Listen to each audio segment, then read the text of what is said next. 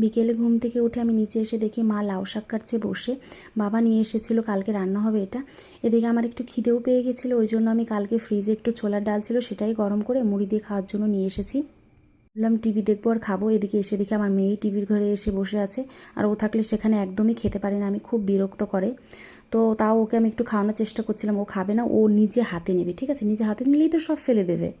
এদিকে আমি খাওয়া দাওয়া শেষ করে রান্নাঘরে চলে এসেছি রান্না বসাতে। মা আমাকে একটু পেঁয়াজ টমেটো কেটে দিচ্ছিল।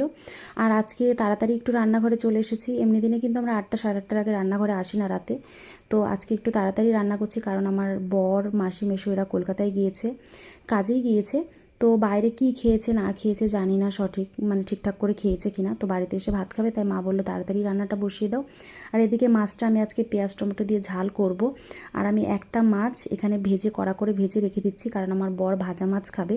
এই বাটা মাছটা না মানে এত কাটা, ওই জন্য আমার বর তরকারি মাছ খেতেই চায় না। বলেছে বাটা মাছ যখনই রান্না করবো ওনার জন্য যেন ভাজা মাছ রেখে দিই একটা। তো সেই জন্য আমার বরের জন্য একটা মাছ আমি তুলে রেখে দিলাম। আর মাছটা আজকে আমি পেঁয়াজ টমেটো দিয়ে রান্না করছি। সবসময় না একঘেয়ে মাছের ঝোল খেতে একদম ভালো লাগে না, সর্ষে দিয়েও অনেক ভালো লাগে। তো যাই হোক, দেখো দেখতে দেখতে আমার রান্নাটাও শেষ হয়ে গেছে। তো তোমরা সবাই ভালো থেকো, সুস্থ থেকো। দেখা হবে পরের অন্য কোনো ভিডিওতে। আর আমার ভিডিওটা যদি ভালো লাগে তোমরা কিন্তু অবশ্যই লাইক করে দিও। তো এখনকার মতন দেখো তরকারি কালারটা কি দারুণ এসেছে না, অনেক সুন্দর লাগছে দেখতে।